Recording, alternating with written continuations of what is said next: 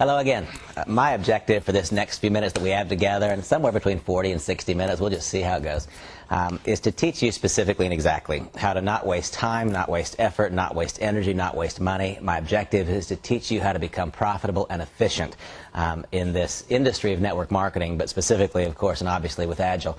I've had so many instances over my career where people have said, gosh, Randy, it just seems so vague and it seems ambiguous. It's not. Folks, I want you to know this is specific and precise. If A, then B, and C, then D. And I want you to imagine a highway, and right down the center line of the highway, that's where I want you to be. And also understand that you can have a positive financial experience in this business just by being in it because of the magic of the moment where we have found ourselves with Agile. But if you want this to be the dramatic breakthrough financial experience for you that I have experienced in my life, then it's going to require that you constantly double check, recheck, and find out how close are you to the center, just the dead center line. The first thing I want you to do is to identify what it is that you hope to accomplish with Agile. And I've learned that sometimes just by changing our words around, we can get people's attention at a different level. For how many times, how many years in your life has someone said to you, make goals, set goals, realistic goals, write them down? You know what? People get tired of hearing it. I would just ask each of you, have you ever been before instructed by someone that you respect that you ought to have physical, tangible goals, and have you been asked to write them down? Well, every hand in the room now would go up if I was in a room. But how many of you have actually got them? How many of you could go home right now and open up your goals that are written down for this month, for next month, for the month after that? For some reason, we tend not to do those things that have been proven work. And I just like to sometimes change words around a little bit. It seems to help people put a different perspective on it. If you've got goals, that's great. But how about if you just join me now and let's establish some objectives. Establish some objectives. What do you want to accomplish in Agile? What is it you want to do? And I have also learned that there's a big difference between realistic objectives and dreams. And I'm all about dreams. My life has become a dream in some respects. But when I meet a person and they tell me, gosh, Randy, I want to make $40,000 a month. And then in a little bit of discussion, I find out that they have made $40,000 a year up until now in their life. That's a big task, guys. Can that happen? Absolutely, it does happen. But in order for you to make that kind of a quantum leap in productivity, it's going to require that things about you change. The one thing that I always ask people to understand is that where we find ourselves today at this moment in time in our lives, whether we like it or whether we don't, is absolutely a reflection of our attitudes, our behaviors, and our beliefs. That's it. It's our attitudes, our behaviors, and our beliefs.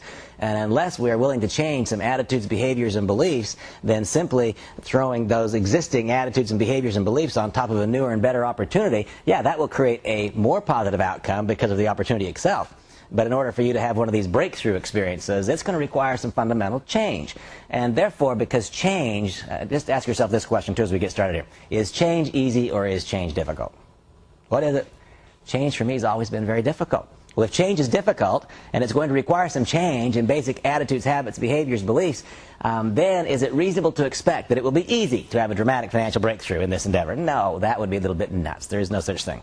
Change is difficult. This requires change. Therefore, a great financial experience may at times feel difficult. That's okay. Just understand what the road is. Also understand that you can bring your exact same habits, behaviors, and beliefs into this new environment. The new environment itself gets better than where you've been. And so, yeah, your results can improve a little bit. But let's talk about some fundamental basic change. Start out by setting some objectives. When a person tells me that their objective is so dramatically beyond what they've achieved before in life, I always say, let's kind of bring it home a little bit here. Let's put together a business plan to enable you to replace your current income stream, as opposed to trying to do some multiples of that. Once we replace your current income stream, and by the way, for the vast majority of people that I interact with, if we replace your current income stream, we in fact gave you a big raise.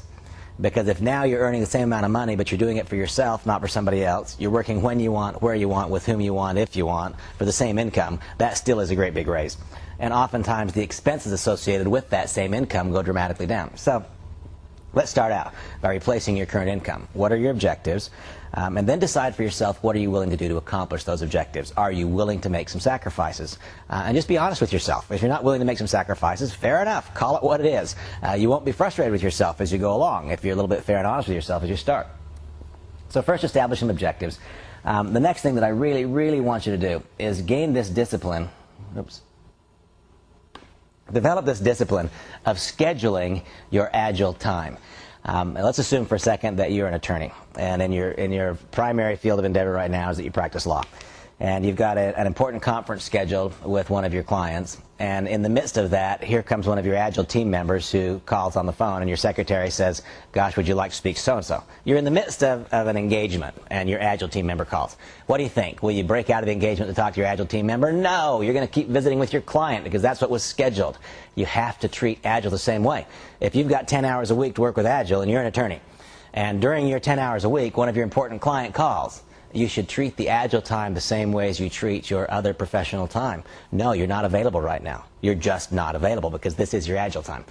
You can be very, very part-time in this business, but you cannot be lackadaisical in your approach to it. You cannot be half and half in your emotional and mental commitment. My mental and emotional commitment to this business is the same. Whether I'm at a point in time in my life where I'm working at a small number of hours or whether I'm working at a large number of hours, my mental and emotional commitment is the same. Nobody wants to follow anyone anywhere who's not certain of where they're going. And so I just urge you to kind of turn up the heat a little bit with the number of hours that you're investing in Agile. Make those number of hours specific, focused, and don't let anything else get in the way. And by the way, as we go through these things, there are so many of the little suggestions that I'll give you that seem to be perhaps insignificant as a standalone suggestion, but I promise you that it's the combination of all of these different suggestions brought together into a basic set of behaviors that result in the dramatically different outcome that some people have in this business. You know, and sometimes I reference my own successes. Well, you know what? I'm one of many. I'm not one of a few. I am one of many who has had an amazing experience in this industry, and I am already one of a growing number of people who've had amazing experiences with Agile at this flash point in time where we've got this company. So the first thing I want you to do is identify for yourself what are your objectives, be a little bit realistic, share those objectives with somebody else, share them with somebody else, become public in your objectives, be realistic, schedule your Agile time very, very specifically, and then let's identify a candidate list. You know, I've had some evolution of thought here a little bit as I've gone through my career. I remember that for a lot of years I taught people that I wanted them to talk to their very best and brightest and strongest candidates first. And I really have thought that through a little bit as I've observed some people who had different outcomes than the outcome that I had. And the outcome was different because of different belief system. I know that, but I can't just like this change a belief system. But I can change outcome by a little bit different guidance. Where for so long I taught people, go to your best, your brightest, your strongest people first. What I've since come to believe is that it's important for us to develop on a positive momentum. Develop on a positive momentum. You know, I want you to imagine now that you walked out into an orchard and that you wanted to pick an apple. Who among us would get a ladder and climb to the top of the tree and pick the highest apple? Isn't it true that most of us would walk out and we'd pick an apple that was very, very close, low-hanging fruit? I've come to understand that every one of us, you, whoever you are, whatever your past successes or failures have been, we all have at least 8. There might be more, but we all have 8 people out there in the world somewhere who will do what we do because we're doing it, because of who we are, because of their relationship with us, not because of the power of the message itself. There are 8 people that if you called them today and said, hey, you know, we're going to all get together and go dig a ditch, they'd show up. You know, they'd show up with their shovel and their gloves. There are 8 people if you called and said, I know it sounds a little bit nuts, but today we're going to jump off a cliff. 8 would show up. I want those 8 to be first on the list. I really do. And why do I want those 8? Because I'm going to teach you how to use scripts. I'm going to teach you how to engage in some behaviors that are a little bit unusual, a little bit unnatural for you. And those people who would jump off a cliff with you are those people who are very forgiving. They're the people who, when you use a script and they say, hey, man, that doesn't sound like you, it sounds like a script, you can say, yeah, it is, I'm just learning.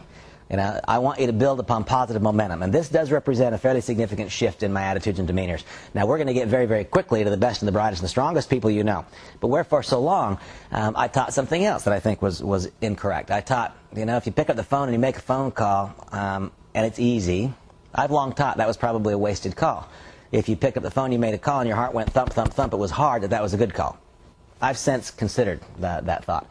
I instead believe that we should build upon positive momentum, and that as we build upon making the easy calls first, as you begin to have this cascade of positive outcomes, that you will one day be like me. And what is that? See, I thought back through that. Did I ever make a phone call that was scary for me? Never once. I never made a phone call that was scary for me. Every call that I made was easy because it was predicated upon a prior success. I want you to likewise get to a point where there is no such thing as a different phone call.